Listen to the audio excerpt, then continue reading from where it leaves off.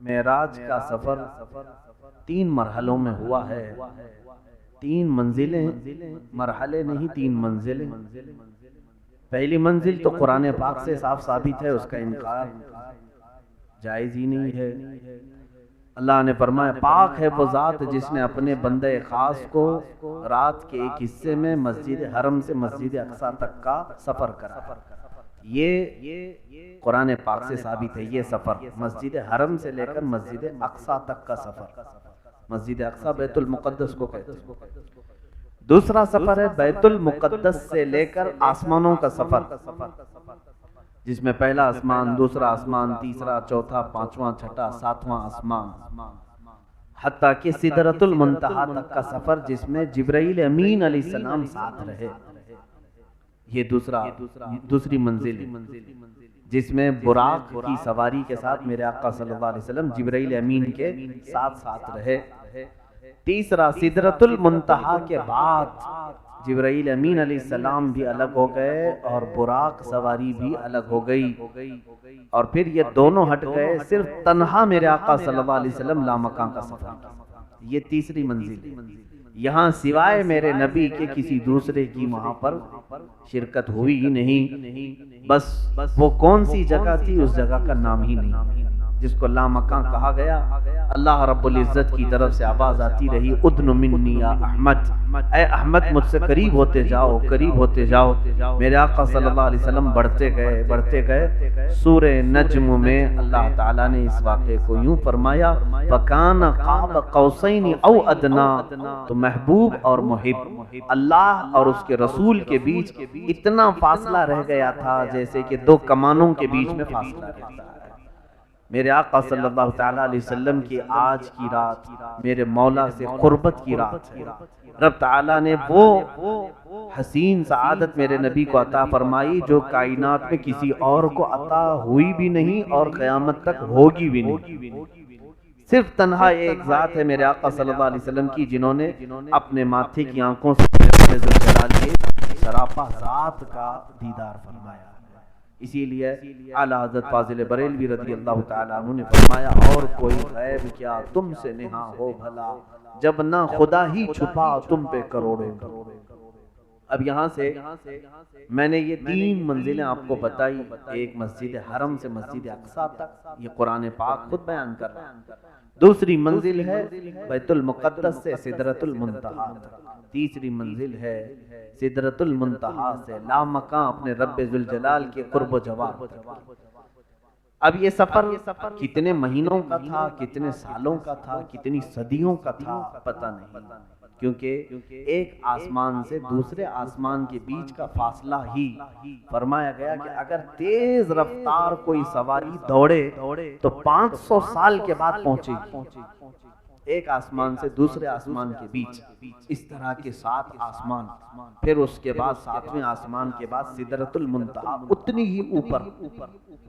سدرۃ المنتہا کے بعد پھر کون سے مکانات ہیں وہ اللہ جانے اور اس کا محبوب جانے. پھر جنت کا اور دوزخ کا نظارہ فرمایا. عرش، کرسی، لوح، قلم سب میرے آقا نے دیدار کیے. اس کے بعد پھر واپس تشریف لائے. اللہ کے حبیب صلی اللہ تعالیٰ علیہ وسلم اسی رات کو گئے تھے، آج کی رات، اور اسی رات کو واپس بھی آئے. اسی لیے شاعر نے کہا ہے کہ زنجیر بھی ہلتی رہی بستر بھی رہا گرم. زنجیر بھی ہلتی رہی بستر بھی رہا گرم، تا عرش گئے پھر آئے محمد صلی اللہ علیہ وسلم. حضور گئے بھی اور آئے بھی. اے میرے عزیزو، آج دنیا تھم سی گئی ہے. اسی طرح سے میرے آقا صلی اللہ تعالیٰ علیہ وسلم جب معراج کے سفر پر گئے تھے تو کائنات جہاں تھی وہیں رکی کی رکی رہ گئی. کیوں؟ کائنات کی جان ہے میرے آقا صلی اللہ علیہ وسلم. جب جانے کائنات کو رب تعالیٰ نے کائنات سے اپنے قرب میں بلایا تو یہ جو ٹائم تھا، یہ جو وقت چل رہا تھا، جہاں سے میرے نبی گئے وہیں پر رک گیا تھا. اب اللہ بہتر جانے حضور کے اس سفر میں کتنے سال لگے، کتنی صدیاں لگی، کتنے مہینے. واپس جب میرے آقا تشریف لائے تو جہاں سے وقت رکا تھا وہیں سے پھر چلنے. اسی لیے شب معراج ایک ہی رات میں ہوئی. ایسا نہیں کہ کئی راتیں اس کے لیے ہو گئی، کئی مہینے لگ گئے، نہیں، ایک ہی۔ اب یہاں پر چند اعتراضات کے جوابات بھی میں آپ کو بتا دوں۔ بعض لوگ آج کے زمانے میں بھی یہ کہتے ہیں کہ حضور صلی اللہ تعالی علیہ وسلم کو خواب میں ہوئی تھی معراج، خواب میں معراج ہوئی تھی، جبکہ اہل سنت و جماعت کا متفقہ عقیدہ یہ ہے کہ حضور جسم کے ساتھ گئے تھے، حضور جسم کے ساتھ گئے تھے، خواب کی بات نہیں ہے۔ اب سنیے کیا دلیل ہے، خواب میں گئے تھے ان کے پاس، تو وہ تو عقلی دلیل پر چلتے ہیں کہ اتنا لمبا سفر تو ممکن ہی نہیں ہے، یہ خواب میں۔ اب آپ کہتے ہیں کہ نہیں حضور جسم کے ساتھ گئے تھے، تو سب سے بڑی دلیل تو یہ ہے کہ جب میرے آقا صلی اللہ تعالی علیہ وسلم اس سفر سے آئے تھے واپس، دوسرا دن آیا، دوسرے دن حضور صلی اللہ علیہ وسلم مکہ والوں کو اپنے سفر کی داستان سنا رہے تھے۔ کیا کیا سنا رہے تھے؟ میں یہاں سے بیت المقدس گیا، بیت المقدس میں نبیوں کی امامت فرمائی، اور اس کے بعد آسمانوں کا سفر کیا، اپنے رب سے ملاقات کی، اور پھر واپس آ گئے۔ جسے ماننا تھا انہوں نے مان لیا، جسے کچھ پوچھنا تھا انہوں نے پوچھ بھی لیا، جسے نہیں ماننا تھا انہوں نے سیدھے کیا کہا، یہ تو جھوٹی باتیں ہیں، من گھڑت باتیں ہیں معاذ اللہ۔ تو وہاں سے کچھ لوگ اپنی بغلیں کھجاتے نکل گئے۔ اب سوال یہ ہے میاں میں آپ سے پوچھتا ہوں، اگر میں خواب میں یہ کہہ دوں کہ کل رات خواب میں سعودی گیا تھا، دبئی گیا تھا، تو کیا آپ صبح میرے خواب کا انکار کریں گے؟ ہو سکتا ہے بھائی خواب میں کوئی کہیں پہ بھی جائے۔ تو مکہ کے کفار و مشرکین کو حضور اگر خواب ہی بیان کر رہے تھے کہ میں بیت المقدس گیا تھا، تو کسی مکہ والے کو انکار کرنا ہی نہیں چاہیے تھا۔ ان کا انکار کرنا اس بات کی دلیل ہے کہ حضور نے خواب نہیں سنایا، اپنے جسم کا سفر سنا، انہوں نے اپنے جسم کا سفر سنایا تھا۔ انکار ان کافروں کا اس بات کی دلیل ہے کہ میرے آقا صلی اللہ تعالی علیہ وسلم اپنے خواب کی بات نہیں بتا رہے تھے۔ میاں تم خواب کی بات کر رہے ہو، یہ تو میرے آقا صلی اللہ تعالی علیہ وسلم کو زندگی پاک میں جسم کے ساتھ ایک بار معراج ہوئی، خواب کی تو تعداد ہی نہیں کہ کتنی بار ہوئی۔ خود میرے آقا فرماتے ہیں کہ یطعمنی ربی ویسقینی من الجنت وانا نائم، جب بھی میں سوتا ہوں میرا رب جنت سے مجھے کھلاتا پلاتا۔ تو میرے حضور کی ہر نیند جو ہے معراج ہے، وہ اپنے رب تبارک و تعالیٰ کے حضور پہنچتے۔ خواب کی بات تو ہے ہی نہیں۔ اگر خواب والی معراج کی بات کہیں تو حضور صلی اللہ تعالی علیہ وسلم کی تو ویسے روز معراج تھی۔ جسم کے معراج کی بات تھی تو وہ شب معراج آج کی یہ رات 26ویں رجب کے بعد 27ویں جو شب آئی، عزیزان گرامی وقار، یہ معراج کے سلسلے میں جو اللہ تبارک و تعالیٰ نے میرے نبی کو جس شان سے بلایا، آیتیں پڑھو تو سمجھ میں آتا ہے۔ دیکھیں اللہ اپنے حبیب پاک صلی اللہ تعالی علیہ وسلم کا کیسے سفر کا اہتمام فرما رہا ہے۔ پہلی تو بات یہ ہے کہ اسی رات کو کیوں ہوئی، اس کے متعلق مفسرین فرماتے ہیں کہ حضور کو آج ہی کی رات معراج کیوں، آج اللہ نے اپنے پاس کیوں بلایا۔ ہوا یہ تھا کہ میرے آقا صلی اللہ تعالی علیہ وسلم روزانہ اسلام کی تبلیغ فرماتے تو کوئی نہ کوئی اسلام ضرور قبول کرتا، لیکن آج کا دن پورا میرے آقا صلی اللہ علیہ وسلم کا ایسا گزرا کہ حضور کی دعوت پر ایک نے بھی اسلام قبول نہیں کیا۔ اور اللہ کے حبیب صلی اللہ علیہ وسلم کو سب سے بڑا غم اسی بات کا ہوتا کہ اگر کوئی ایمان نہ لائے تو حضور کو بڑی تکلیف ہوتی۔ میرے آقا صلی اللہ تعالی علیہ وسلم غمگین ہو گئے، یہاں تک کہ اپنے گھر میں نہیں گئے، ام ہانی کے گھر گئے، دروازہ بند کیا۔ غم اتنا تھا کہ حضور صلی اللہ تعالی علیہ وسلم کسی سے بات بھی نہیں فرما رہے، کہا دروازہ بند کرو اور میں آرام کرتا ہوں۔ کبیدہ خاطر تھے میرے آقا صلی اللہ علیہ وسلم۔ جب لوگوں کو منع کر دیا، حتیٰ کہ ایک روایت میں حضرت فاطمہ کو دروازے پر کھڑا کر دیا کہ کسی کو آنے نہ دینا، کسی سے ملاقات نہیں کرنی آج۔ یہ رات آج میرے آقا صلی اللہ تعالی علیہ وسلم غمگین ہو کر کے سوئے۔ میاں ہم اور آپ جب غمگین ہوتے ہیں تو سوچتے ہیں کہ کوئی تفریح کر لیں، کہیں پر چہل قدمی کر لیں، جا کر کے ٹہل کر کے آ جائیں تاکہ دل بہل جائے۔ لیکن اللہ کا محبوب جب غمگین ہوتا ہے تو مولا تعالیٰ ان کے دل بہلانے کے لیے سیدھے انہیں جنت کے نظارے کرواتا ہے۔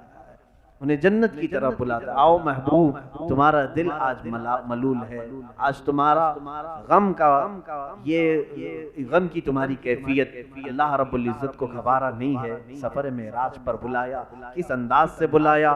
جبرائیل امین کو بھیجا، وہ بھی اس طرح سے کہ جبرائیل جا کر سیدھے جگہ نہ دینا بلکہ اپنی پیشانی محبوب کے قدموں پہ لگا۔ حضور اکرم صلی اللہ تعالی علیہ وسلم جبرائیل امین کے آتے ہی قدموں پر ٹھنڈک محسوس کیا، بیدار ہوئے، پوچھا کیا بات ہے جبرائیل، اس طرح کا آنا ہوا؟ جبرائیل امین نے عرض کیا آقا رب تبارک و تعالی آپ کو اپنے قرب میں بلا رہا ہے، دعوت آئی ہے۔ اللہ کے حبیب صلی اللہ علیہ وسلم اٹھے، وہاں سے مسجد حرم میں گئے۔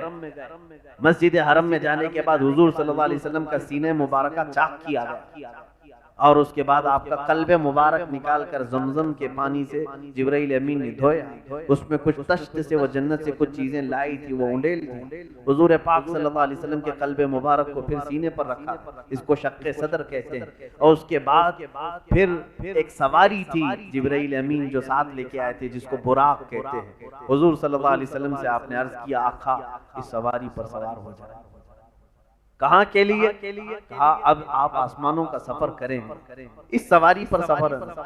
تو حضور اکرم صلی اللہ علیہ وسلم کو جبرائیل امین نے جو سواری پر چڑھنے کا عریضہ پیش کیا، یہ براق کے متعلق روایت میں ہے جہاں تک نظر جاتی ہے وہاں اس کا پہلا قدم پڑتا ہے۔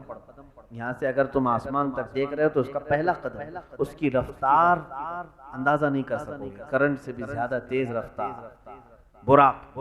اس سواری پر میرے آقا صلی اللہ تعالی علیہ وسلم سوار ہوئے، اور اس کے بعد یہاں سے لے کر کے جبرائیل امین کہاں گئے؟ سیدھے بیت المقدس۔ بیت المقدس میں میرے آقا صلی اللہ علیہ وسلم فرماتے ہیں میں نے دیکھا پہلے سے وہاں انبیاء اکرام کی صفیں لگی ہوئی، آدم علیہ السلام سے لے کر کے عیسیٰ علیہ السلام تک، حضور تک جتنے بھی نبی آئے سب کے سب نبی بیت المقدس میں جمع تھے۔ میرے آقا صلی اللہ تعالی علیہ وسلم ان نبیوں کے بیچوں بیچ جب تشریف لے گئے تو سبوں نے میرے آقا کو آگے مصلی امامت پر بٹھایا۔ اللہ کے حبیب صلی اللہ علیہ وسلم جب مصلی امامت پر کھڑے ہوئے تو حضرت ابراہیم علیہ السلام کھڑے ہوئے اور سارے نبیوں کو ایک خطبہ دیا جس میں میرے نبی کی شان بیان کی، اور اس کے بعد پھر ان کے بعد حضرت موسیٰ علیہ السلام کھڑے ہوئے۔ پھر اکثر انبیاء اکرام نے حضور صلی اللہ علیہ وسلم کی شان میں خطبے بیان، اپنے اپنے قصیدے بیان کیے۔ پھر میرے آقا صلی اللہ تعالی علیہ وسلم نے ان نبیوں کی امامت فرمائی، ان نبیوں کی امامت فرمائی، وہی اول وہی آخر وہی ظاہر وہی باطن، وہی قرآن وہی فرقان وہی طٰہٰ وہی یاسین۔ میرے آقا صلی اللہ تعالی علیہ وسلم وہ اول بھی ہیں آخر بھی ہیں، سارے نبیوں کے امام وہی ہیں۔ عزیزان گرامی، رسول پاک صلی اللہ تعالی علیہ وسلم یہاں سے پھر آسمانوں کا سفر کیا۔ اتنے سے مختصر سفر کے لیے اللہ نے جو لفظ بیان فرمایا، میں آپ کو اس کو بڑے پیارے انداز میں عرض کیا ہے۔ حکیم الامت علامہ احمد یار خان نعیمی رحمۃ اللہ علیہ نے 15ویں پارے کی شروع کیا ہے سبحان الذی۔ یہ سفر کا لفظ کہاں سے شروع ہوتا ہے؟ سبحان الذی، سبحان الذی اسرا۔ سبحان کہتے ہیں پاک ہے وہ ذات، پاک ہے وہ ذات۔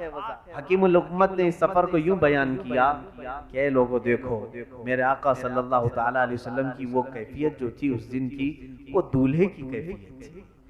حضور پاک صلی اللہ تعالی علیہ وسلم کو لینے کے لیے جبرائیل آئے، سواری بہت اعلیٰ قسم کی لائی، اور پھر غسل زمزم سے دیا آپ کے قلب مبارک۔ براتیوں کی شکل میں انبیاء اکرام کی جماعت کھڑی۔ اب جب دوسرے لوگ اپنے گھر سے نکلتے ہیں، دولہا آپ بھی بنے ہوں گے، ہم بھی بنے ہوں گے، اپنے گھر سے جب نکلتے ہیں لباس پہنتے ہیں ساری چیزیں، اور شاید ہو سکتا ہے کچھ لوگ گھوڑیوں پہ بیٹھتے ہیں یا کار میں بیٹھنے کا زمانہ ہے کار میں بیٹھتے ہیں۔ اپنے گھر سے جب نکلے سواری پر تو کبھی ماں آتی ہے بلائیں لیتی ہے، باپ آتا ہے اور کہتا ہے ماشاءاللہ کیا میرا بیٹا لگ رہا ہے، نظر اتارتے ہیں۔ میرے عزیزو، وہ در یتیم میرے آقا صلی اللہ تعالی علیہ وسلم جن کی والدہ ماجدہ بھی بچپن میں انتقال فرما گئی، والد تو آپ کی پیدائش سے پہلے ہی دنیا سے پردہ فرما چکے تھے، اس رسول باوقار صلی اللہ تعالی علیہ وسلم کی زندگی پاک کا آج سب سے بڑا دن تھا، جو میرے آقا کائنات کا دولہا بن کر کے میرے رب کے حضور جا رہے تھے، اور جبرائیل امین آئے ہیں، سواری براق لے کر کے آئے ہیں، اور پھر زمزم سے آپ کا غسل ہوا ہے قلب مبارک کا، انبیاء امامت کی، انبیاء کرام براتی کی شکل میں کھڑے ہیں۔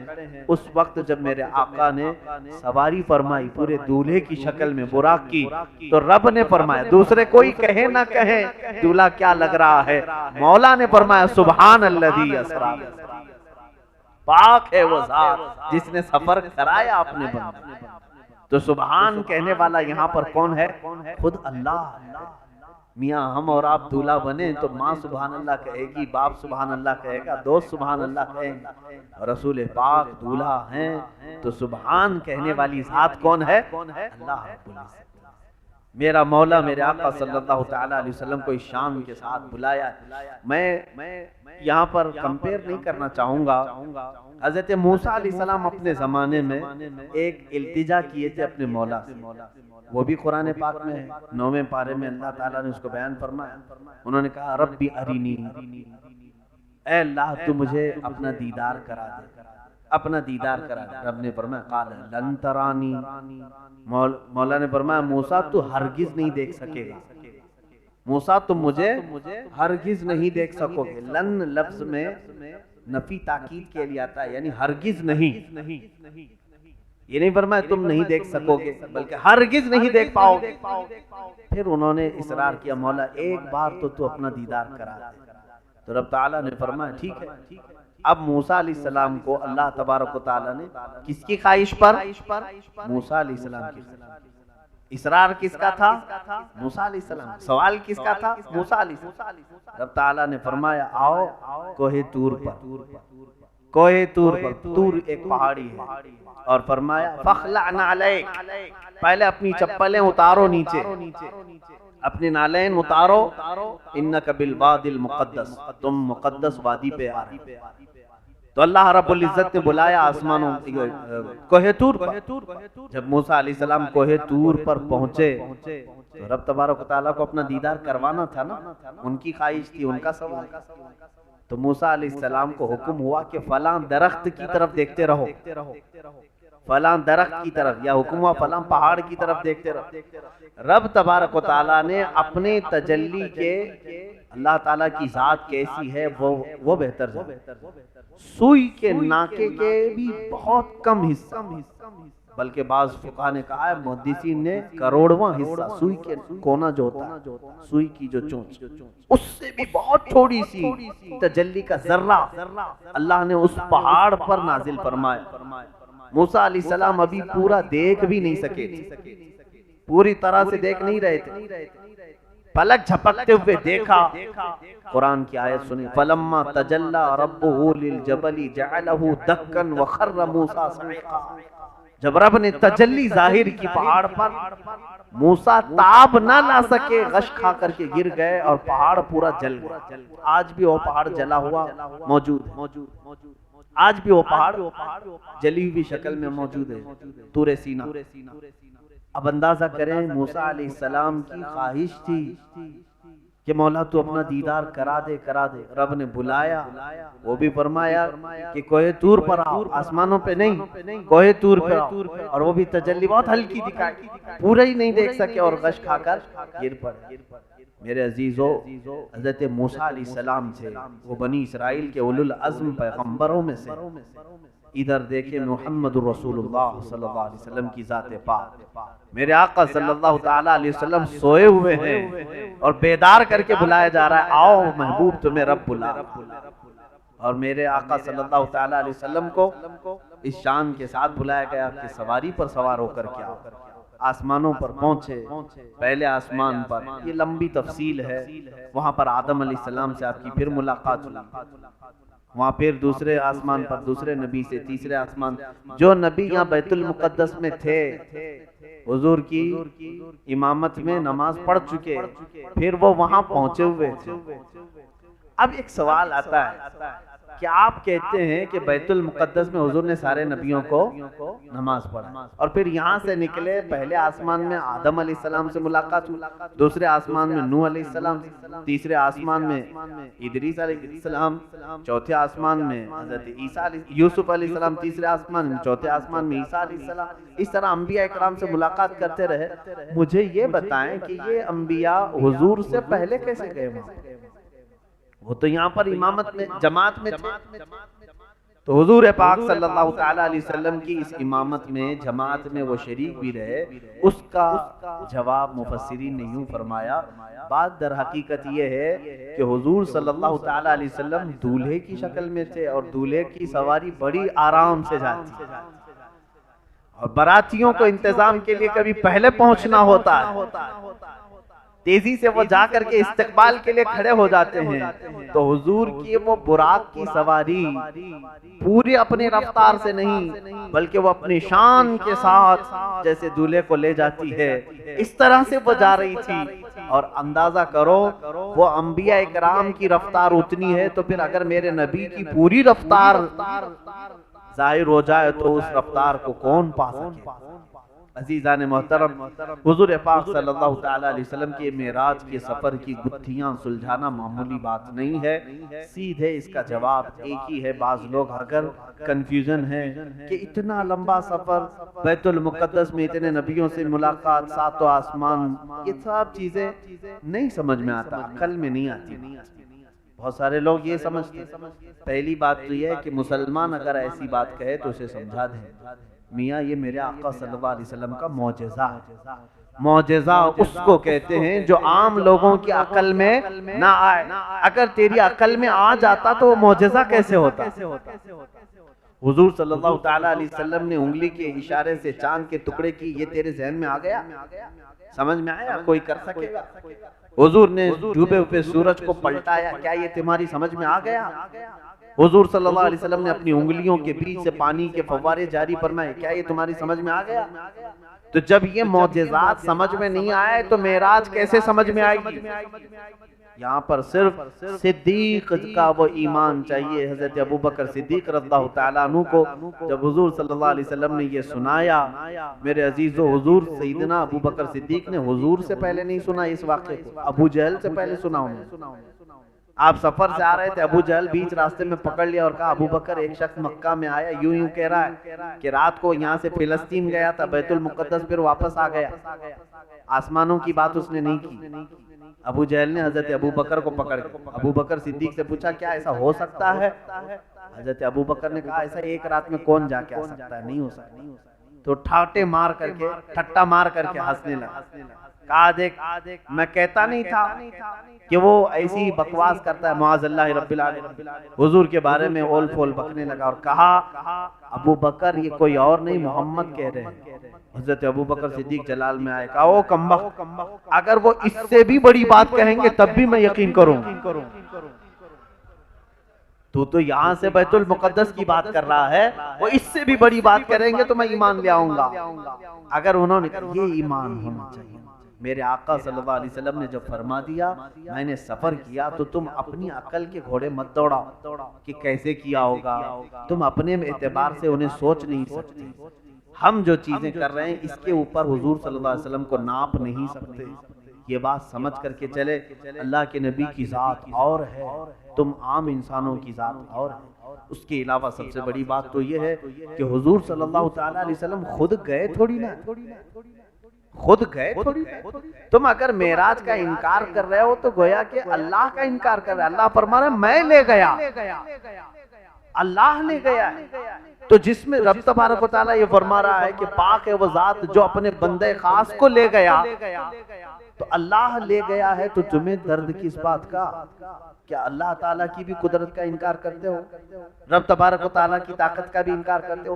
آج وہ بدبخت لوگ جو بدعقیدہ ہیں میرے آقا کے معراج کے سفر کا انکار کرتے ہیں، ان کے لیے میں کہہ رہا ہوں جس نے حضور کے معراج کے سفر کا انکار کیا اس نے خدا کی شان اور اس کی قدرت کا انکار کیا، کیونکہ اللہ نے فرمایا اللہ لے گیا۔ تو تمہیں اس بات کا کیا درد ہے کہ اللہ جسے جہاں چاہے لے جائے؟ اب سنیے اس سفر پاک کی اور آخری باتیں، میں آج مختصر کرتا ہوں اس چیز کو۔ رسول پاک صلی اللہ تعالی علیہ وسلم جب یہاں سے نکلے 7ویں آسمان تک، سدرۃ المنتہا، یہ خانہ کعبہ کے اوپر حضرت جبرائیل علیہ السلام کا وہ مقام، آخری مقام، ایک بیت المعمور بھی ہے اوپر، بہت ساری چیزیں ہیں وہ ابھی بیان میں لا نہیں سکوں گا۔ جبرائیل امین وہاں پہنچ کر کے کہنے لگے یا رسول اللہ صلی اللہ علیہ وسلم اب اس کے آگے میں نہیں جا سکتا، میری حد یہیں تک کی، مجھے یہیں تک آنے کی اجازت ہے۔ وہ جبرائیل جو سید الملائکہ، سارے فرشتوں کے سردار، حضرت جبرائیل علیہ السلام اگر اپنی اصلی شکل میں آئیں تو یہ پوری دنیا صرف ان کے پروں سے بھر جائے، اتنے طاقتور فرشتے۔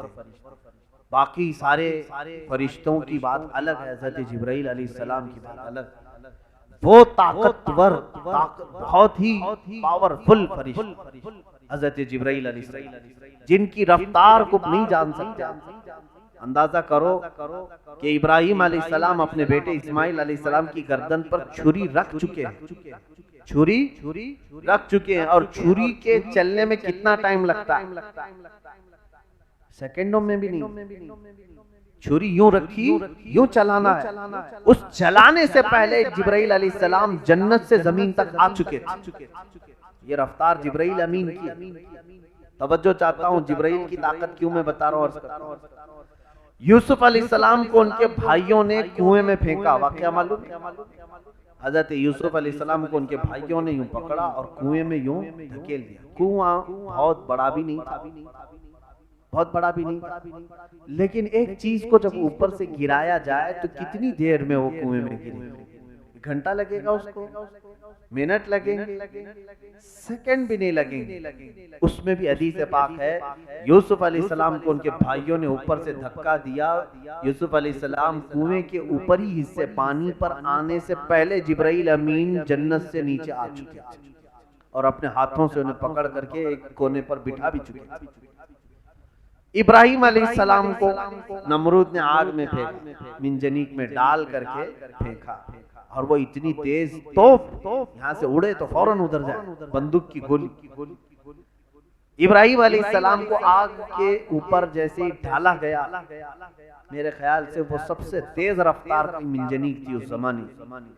ابراہیم علیہ السلام آگ میں پہنچے بھی نہیں تھے اس وقت، جبرائیل امین علیہ السلام اپنے رب سے بات کر رہے ہیں اس وقت سدرۃ المنتہا پہ، سدرۃ المنتہا پہ اللہ سے بات کر رہے ہیں جب ان کو منجنیق سے پھینکا گیا۔ رب نے فرمایا جبرائیل جاؤ میرے بندے سے پوچھو کہ کوئی حاجت ہے۔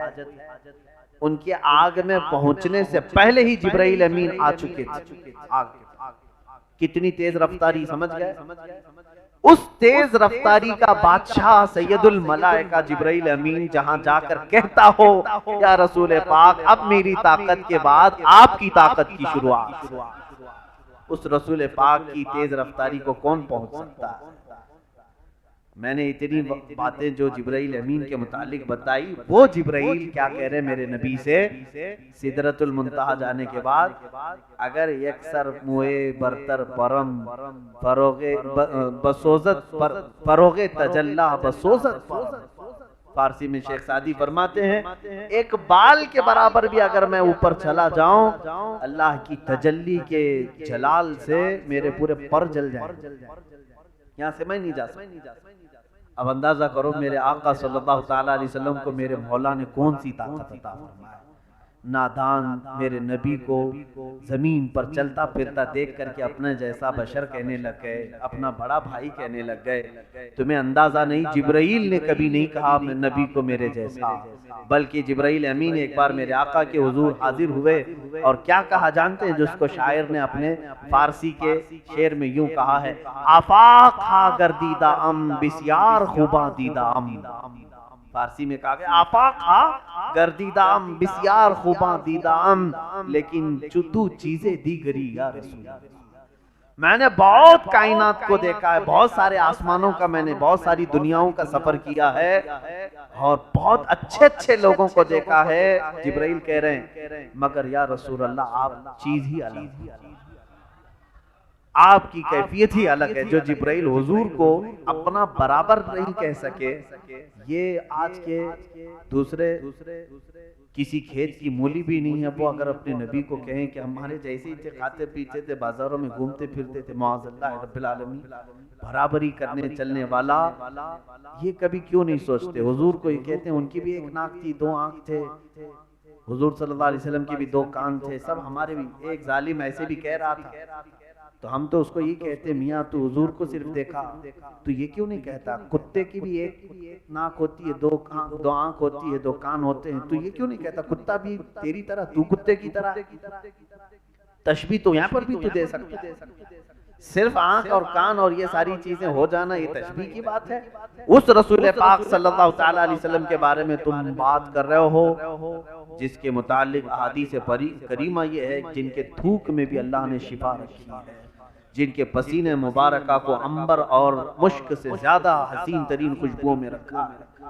اس رسول پاک صلی اللہ علیہ وسلم کے متعلق کبھی بھی زبان درازی نہ کریں۔ اب رہی بات میرے آقا صلی اللہ تعالی علیہ وسلم کے معراج، اب یہاں سے سدرۃ المنتہا کے بعد جو مقامات تھے، اللہ رب العزت کے حضور جو میرے آقا گئے، اللہ اکبر، وہ کیفیت کو ہم بیان نہیں کر سکتے، وہ کیسی تھی، وہ کون سی جگہ تھی، اور میرے رب کو میرے آقا نے کیسے دیکھا۔ حضور صلی اللہ علیہ وسلم سے پوچھا بھی صحابہ، تو حضور نے اتنا کہا میں نے میرے رب کو بہت حسین شکل میں دیکھا، لیکن کوئی چہرہ ایسا تھا یا کوئی ہاتھ تھا، کوئی پیر تھا، معاذ اللہ، اللہ کے لیے کوئی جسم ثابت نہیں کر سکتے۔ یہ بھی یاد رکھیں، اللہ کا کوئی جسم ہم ثابت نہیں کر سکتے، کیونکہ جو تمہارے عقل میں آ جائے وہ خدا نہیں۔ اللہ رب العزت کو کوئی احاطہ نہیں کر سکتا، وہ سب کو احاطہ کیا ہوا۔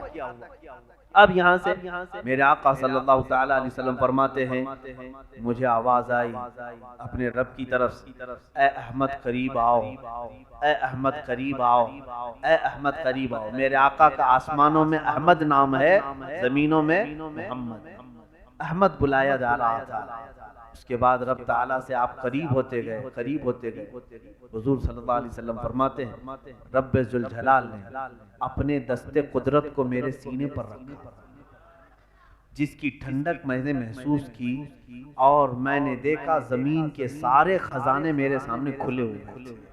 میں نے آسمانوں اور زمینوں کی ساری چیزیں دیکھ لیں، اسی وقت میں نے پوری کائنات کو دیکھ لیا۔ اللہ رب العزت جس کے سینے پر دست قدرت رکھے، اب اس سے کون سی چیز چھپی رہی؟ اسی لیے میرے عزیزو ہماری یہ محفل بھی میرے آقا کی نظروں سے چھپی ہوئی نہیں۔ اللہ نے اپنے رسول کو وہ طاقت و قوت اور تصرف عطا فرمایا۔ اب اندازہ کریں حضور پاک صلی اللہ علیہ وسلم فرماتے ہیں اب جو راز و نیاز کی باتیں ہوئیں اللہ اور اس کے محبوب کے درمیان، اس کی ساری تفصیلات تو ہیں۔ اللہ تبارک تعالیٰ نے اپنے نبی سے کیا باتیں فرمائیں، بہت ساری باتیں، لیکن جو امت کے لیے تھی وہ اہم باتیں تھیں۔ حضور پاک صلی اللہ تعالیٰ علیہ وسلم کو اس وقت میرے رب نے ایک آپشن دیا، اختیار دیا۔ ویسے تو خود اللہ نے بلایا، آج میرے آقا جو مانگتے وہ مل جاتا، اور ملا بھی۔ اندازہ کرے حضور صلی اللہ علیہ وسلم سے رب تعالیٰ یہ فرما رہا ہے اے محبوب آج تمہاری کوئی حاجت ہو تو بیان کرو۔ اگر رسول پاک صلی اللہ علیہ وسلم، کیونکہ میرے آقا نے کبھی یہ نہیں کہا کہ مولا مجھے اب کسی چیز کی حاجت نہیں، بلکہ ہمیشہ ہم تیرے محتاج ہی ہیں۔ یہ وہ زمانہ تھا جب مکہ والے ستا رہے تھے، یہ وہ زمانہ تھا جب مکہ والے صحابہ کو گھسیٹا کرتے تھے، حضور پر سوشل بائیکاٹ کے قانون لگائے تھے، بہت ساری پابندیاں کی، پریشان کیے ہوئے۔ میرے آقا صلی اللہ تعالیٰ علیہ وسلم اللہ تعالیٰ سے عرض کرتے کہ مولا یہ ساری کلفتیں آزاد ہو جائیں، مکہ میں بڑا محل مل جائے، عیش سے میرے سارے ساتھی میرے صحابہ زندگی گزارے۔ حضور صلی اللہ تعالیٰ علیہ وسلم سے جب رب تعالیٰ نے فرمایا اے محبوب آج تمہاری کوئی حاجت ہے تو بیان کرو، میرے آقا صلی اللہ علیہ وسلم نے فرمایا مولا ایک حاجت ہے میری، ایک حاجت ہے تو رب نے فرمایا کہو میرے محبوب۔ میرے آقا نے عرض کیا مولا میری امت کی بخشش میرے حوالے کر دے، میری امت کو میرے حوالے کر دے۔ رب حب لی امتی، جس کا مطلب یہ ہوتا ہے حب لی، مجھے دے دے میری امت، جو نہ بھولا ہم غریبوں کو رضا، یاد اس کی اپنی عادت کیجیے۔ جو نہ بھولا ہم غریبوں کو رضا، یاد اس کی اپنی عادت کیجیے۔ جانتے ہیں آپ آج اسی شب معراج کے واقعے کو ہم نمازوں میں ادا کرتے ہیں، التحیات ہم پڑھتے ہیں، التحیات للہ والصلوات والطیبات، اس کا مجموعہ پورا فقہا نے فرمایا جب نبی اوپر جا رہے تھے میرے رب کے حضور تو یہ پڑھتے ہوئے جا رہے تھے التحیات للہ والصلوات والطیبات، جس کا مطلب ہوتا ہے تمام پاکیاں اللہ تیرے لیے، تمام ستھرائیاں تیرے لیے، ساری تعریفیں تیرے لیے۔ جب حضور نے یہ جملہ فرمایا تو رب تعالیٰ نے جواب میں یوں فرمایا السلام علیکہ ایھا النبی ورحمت اللہ وبرکاتہ۔ دیکھیں سلام کون کر رہا ہے؟ میرے نبی، اللہ خود فرما رہا ہے اے نبی تم پر سلامتی ہو اور اللہ کی رحمت اور اس کی برکت۔ حضور کو سلام ملا کس کی طرف سے؟ اللہ کی طرف سے۔ اور اس کے بعد حضور صلی اللہ علیہ وسلم نے پھر دوبارہ یوں عرض کیا، دیکھیں یہ بھی موقع کیسا ہے، میاں اگر ہمیں کوئی بڑا آدمی سلام کر لے تو ہم کیا سوچیں کہ اب ہماری حیثیت بڑھ گئی، کسی اور کو یاد کریں نہ کریں، مگر حضور پاک صلی اللہ تعالی علیہ وسلم کو جب اللہ نے سلام فرمایا تو حضور آگے بڑھ کر یوں عرض کرتے ہیں والسلام علینا وعلی عباد اللہ الصالحین۔ مولا صرف مجھ پر نہیں میری امت کے سارے گنہگاروں پر بھی تیرا سلام اور صالحین بندوں پر بھی تیرا سلام۔ میرے آقا کہاں ہمیں فراموش کیا، کہیں ہمیں بھولے ہیں میرے آقا؟ رسول کریم صلی اللہ علیہ وسلم نے ہمیں کسی جگہ پر چھوڑ دیا؟ اے میرے عزیزو، اللہ کے حبیب صلی اللہ علیہ وسلم نے جب یہ عرض کیا سارے ملائکہ سن رہے تھے اللہ کا کلام اور نبی کا یہ کلام۔ حضور نے پہلے کیا کہا اللہ کی تعریف میں التحیات للہ والصلوات والطیبات، تو رب تعالیٰ نے فرمایا السلام علیکہ ایھا النبی ورحمت اللہ وبرکاتہ۔ میرے آقا نے پھر کہا والسلام علینا وعلی عباد اللہ الصالحین۔ تو یہ دونوں کے کلمے سننے کے بعد فرشتوں نے کہا اشہد ان لا الہ الا اللہ واشہد ان محمدًا عبدہ ورسولہ، ہم گواہی دیتے ہیں کہ اللہ کے سوا کوئی معبود نہیں، اور ہم گواہی دیتے ہیں کہ محمد صلی اللہ علیہ وسلم اللہ کے بندے اور اس کے رسول۔ یہ اگر کوئی التحیات کا اتنا ٹکڑا بھی پڑھ لے تو اسے معراج سمجھ میں آ جائے، معراج کا سفر اس کے اندر۔ ہم نمازوں میں التحیات میں بیٹھے تو یہ منظر تصور میں لے کے آنا چاہیے، یہ منظر تصور میں لے کے آئیں کہ رسول پاک نے یہ جملے ادا کیا، پھر میرے مولا نے اپنے نبی کو سلام کیا، اور اس کے بعد میرے آقا نے ہم غریبوں کو یاد کیا، پھر فرشتوں نے سب شہادت بیان کی تھی، ہم بھی کیوں نہ فرشتوں کی شہادت بیان کریں۔ میرے عزیزو، رسول پاک صلی اللہ تعالیٰ علیہ وسلم جب وہاں سے چلنے لگے تو رب تبارک و تعالیٰ سے آپ نے ایک سوال کیا مولا مجھے تو نے انعام میں یہاں تک بلایا۔ دیکھیں کہاں کہاں حضور پاک ہمارا خیال فرماتے ہیں کہ سب یہاں تک آ نہیں سکیں گے، سب تیرے دربار تک یہاں تک نہیں پہنچ سکیں، میں جاؤں گا تو میری امت مجھ سے بار بار تیرے بارے میں پوچھے گی، اور وہ پوچھیں گے کہ یا رسول پاک آپ تو پہنچ گئے، ہم کیسے جا سکتے؟ اے اللہ میں اپنی امت کو کیا بتاؤں؟ توجہ، رب تعالیٰ نے فرمایا اے محبوب میں ایک تحفہ تمہاری امت کو دیتا ہوں، اگر وہ اس پر عمل کرے گی تو ہر سجدے میں انہیں معراج ہوگا، وہ ہے نماز کا تحفہ۔ اللہ رب العزت نے 50 نمازیں فرض کی امت محمدیہ پر، کہا کہ رسول یہ لے جائیں 50 نمازیں اپنی امت کو پڑھنے کا حکم فرمائیں کہ وہ دن اور رات میں 50 نمازیں پڑھیں۔ میں سوچتا ہوں ہیں تو گھنٹے 24، اگر 50 نمازیں فرض ہوتی تو آدھے گھنٹے سے پہلے اذان ہونے لگ جاتی، نہیں 24 گھنٹے میں اگر آدھے گھنٹے پر بھی ہو تو 48 نمازیں ہوتی، پھر 2 بج جاتی۔ 50 نمازیں 24 گھنٹے میں کیسے ادا کرتے؟ بڑا مسئلہ تھا۔ اللہ رب العزت نے بھی ظاہر سی بات ہے وہ بندوں پر عسر تکلیف تو نہیں چاہتا، حرج میں نہیں ڈالتا، مولا اتنا ہی دیتا ہے حکم جتنا بندے اٹھا سکتے۔ تو جب یہ آدھے گھنٹے میں نماز، ہر آدھے گھنٹے میں کہاں سے آئے گا بندہ، رب بھی جانتا ہے، لیکن پھر فرض کیا کیوں؟ اس کی بڑی حکمت۔ حضور صلی اللہ علیہ وسلم وہ 50 نمازیں لے کر کے آئے، یہ کسی آسمان پر حضرت موسیٰ علیہ السلام سے ملاقات ہوئی۔ موسیٰ علیہ السلام بھی چھٹے یا 5ویں آسمان پر حضرت حضور صلی اللہ علیہ وسلم سے ملاقات کی اور پوچھا کہ کیا آپ کی بات ہوئی؟ حضور نے بتایا، کہا میری امت کو اللہ نے 50 نمازیں عطا کی۔ موسیٰ علیہ السلام نے کہا اے رسول واپس جائیں، اپنے رب سے کہیں کہ کم کر دے، آپ کی امت اتنا نہیں کر پائی۔ کیا کہا حضرت موسیٰ علیہ السلام نے؟ آپ کی امت نہیں کر پائی۔ اب یہاں دیکھیں میرے آقا کے علم غیب پر سوال کرنے والے آج 5 وقت کی نمازیں پڑھ رہے ہیں کہ 50 پڑھ رہے ہیں؟ 5 پڑھ رہے ہیں نا۔ موسیٰ علیہ السلام کو یہ کیسے معلوم تھا کہ امت 50 نہیں پڑھ پائے گی؟ جب موسیٰ علیہ السلام کو یہ غیب کا علم تھا تو میرے نبی کو کتنا غیب؟ موسیٰ علیہ السلام ہی نے تو کہا۔ حضور صلی اللہ علیہ وسلم گئے، رب تعالیٰ سے عرض کیا مولا اس میں کچھ کم کر دے، 5 کم، 45 لے کر آئے۔ پھر موسیٰ علیہ السلام نے روکا، کہا اور کم کر، 9 مرتبہ حضور کا جانا آنا ہوا۔ کتنی مرتبہ؟ 9 مرتبہ حضور صلی اللہ علیہ وسلم رب تعالیٰ کے حضور جاتے، کم کراتے آتے۔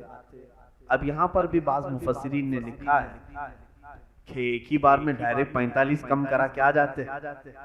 اللہ کو بھی معلوم ہے جب حضور صلی اللہ تعالیٰ علیہ وسلم 5 لے کر کے آئے تھے، 45 گھٹ گئی، کتنی بچی؟ 5۔ تو حضرت موسیٰ علیہ السلام نے پھر کہا اور جائیے کم کرائیے، تو میرے آقا نے کہا اب مجھے شرم ہے، اب حیا ہے، اس سے کم کرا۔ لیکن رب تعالیٰ نے یہ فرما دیا اے محبوب آپ کی امت یہ اگر 5 ہی پڑھے تو میں 50 کا ثواب دوں گا، 50 کا پورا ثواب۔ یہ 5 میں وہ 50 نمازوں کا پورا ثواب ہے جو پہلے ہمیں فرض کی گئی تھی۔ اب یہاں پر مفسرین فرماتے ہیں ایک ساتھ کم کروا سکتے تھے، جا کر کے سیدھے کہتے 45 کم کر دے، 5 رہ جائیں گے۔ موسیٰ علیہ السلام بھی ڈائریکٹ کیوں نہیں کیا، اتنی کم کرا کے لے کے آ جائیے۔ تو فرمایا موسیٰ علیہ السلام وہ تجلی جو کوہ طور پر دیکھ نہیں سکے تھے، جو ہلکی سی تجلی دیکھ کر غش کھا کر گر گئے تھے، موسیٰ علیہ السلام وہ رب ذوالجلال کی تجلیاں میرے مصطفیٰ کی آنکھوں میں دیکھ رہے تھے، میرے نبی کی آنکھوں میں دیکھ رہے تھے۔ آنکھوں میں آنکھیں ڈال کر کے مولا کو دیکھ کر آنے والی آنکھیں کیسی؟ تو اس لیے جب میرے آقا حضور صلی اللہ علیہ وسلم رب تعالیٰ کے حضور سے واپس آتے، وہ آنکھوں میں تازہ جمال و جلال میرے رب ذوالجلال کا۔ موسیٰ علیہ السلام توجہ سے دیکھتے اور پھر کہتے جائیے۔ حضور صلی اللہ علیہ وسلم کا معاملہ یہ تھا اپنے رب کے حضور جتنی بار جاؤں کم ہی، بار بار ملاقات کروں، اور رب تعالیٰ یہ چاہتا ہے کہ میرا محبوب آئے جائے آئے جائے۔ حضور صلی اللہ تعالیٰ علیہ وسلم اخیر میں یہ تحفہ لے کر تشریف لائے معراج کے سفر میں۔ میرے عزیزو یہ سفر یوں ہی کمپلیٹ نہیں ہوتا، اتنی حکمتیں بھرا ہوا سفر ہے، کیا کیا اس میں بیان کریں۔ اللہ کے نبی صلی اللہ تعالیٰ علیہ وسلم جب تشریف لائے تو دوسرے دن اپنی امت کو اعلان فرمایا کہ میں نے رب سے ملاقات کی اور رب تبارک و تعالیٰ نے میری امت کو یہ تحفہ عطا کیا۔ پھر نمازیں باجماعت ادا کی جانے لگیں۔ اے میرے عزیزو آج یہ جو نمازیں ہیں یہ اس معراج کا سب سے بڑا پیغام ہے، سب سے بڑا پیغام ہے۔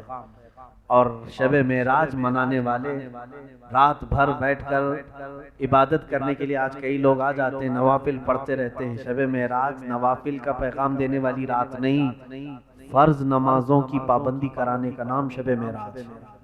اللہ تبارک و تعالیٰ کا یہ ہدیہ ہے، تحفہ ہے امت مصطفیٰ کے لیے، اور وہ آج امت محمدیہ صلی اللہ علیہ وسلم پیٹھ پیچھے پھینک چکی ہے۔ نمازوں سے اس قدر غفلت ہے، آج ایسا لگتا ہے کہ لوگوں پر ابھی نماز فرض ہوئی نہیں۔ میرے عزیزو اچانک موت کا اعلان آ جائے گا، قیامت کے دن فرمایا گیا روز محشر کے جاں گداز بوت، اولین پرسش کے نماز بوت۔ وہ قیامت کا دن جو جان پگھلا دینے والا ہوگا، سب سے پہلا سوال تمہاری نمازوں کے بارے میں ہوگا، جس کی جتنی نمازیں ہیں۔ اور میرے آقا صلی اللہ علیہ وسلم فرماتے ہیں حساب کتاب میں سب سے پہلے تمہارے یہ نہیں پوچھا جائے گا کہ کتنا کھایا، کتنا پیا، کہاں کہاں پیسہ خرچہ کیا، کیسے کمایا، یہ نہیں، سب سے پہلے تمہاری نمازوں کا سوال۔ اور میرے آقا فرماتے ہیں جو نمازوں میں پاس ہو گیا، اللہ اس کے دوسرے معاملات میں بھی اسے آسان کر دے، اور جو یہاں پھنس گیا ہر چیز میں پھنس جائے، وہ لمبی دیر تک محشر کے میدان میں پھنسا رہ جائے۔ ٹینشن مت لینا، وہاں پر تو 50,000 سال کے برابر کا ایک دن ہے، کہیں نہیں جانا ہے تمہیں، کہاں جانا ہے؟ موت بھی نہیں آنی ہے، ایسا ہے کہ سورج سے جل جل کے مر جائیں گے، نہیں، موت بھی نہیں، موت کو موت آ چکی ہوگی اس دن۔ حساب پورا تمہاری نمازوں کا لیا جائے۔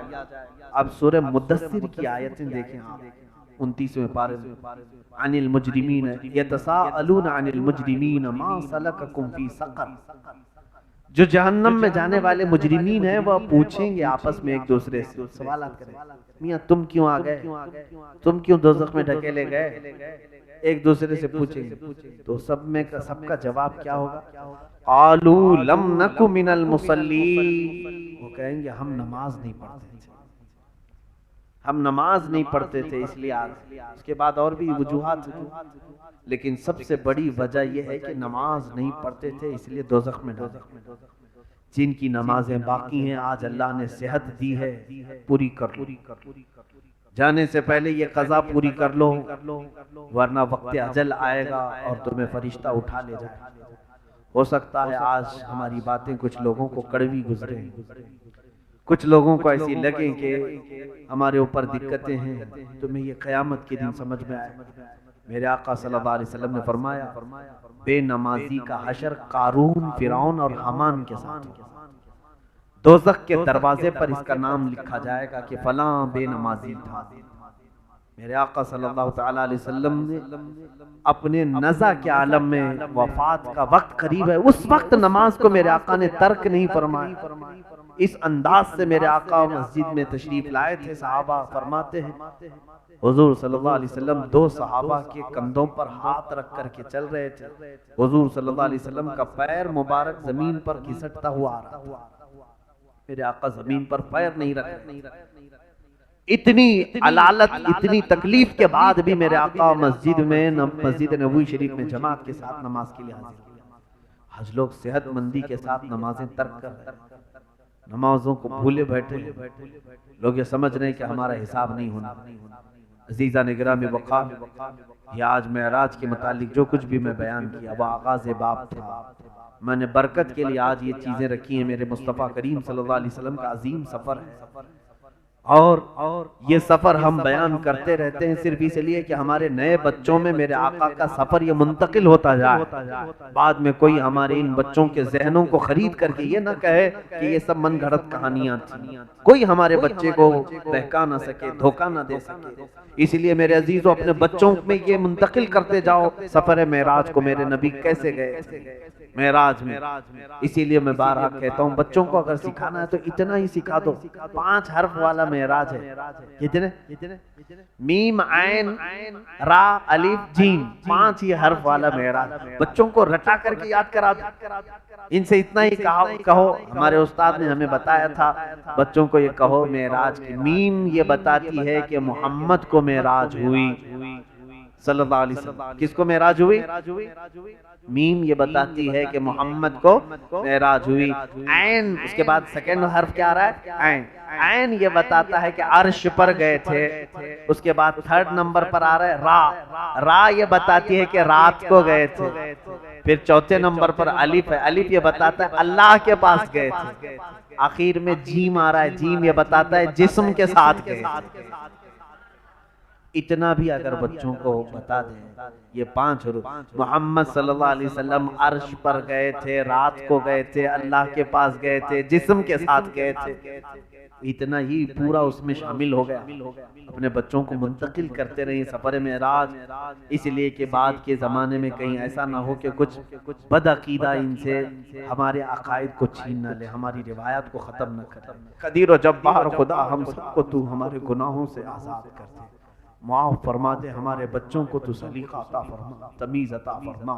وصلی اللہ تعالی علی خیر خلق محمد وآلہ وآصحابہ اجمعین، وآخر دعوانا الحمدللہ رب العالمین۔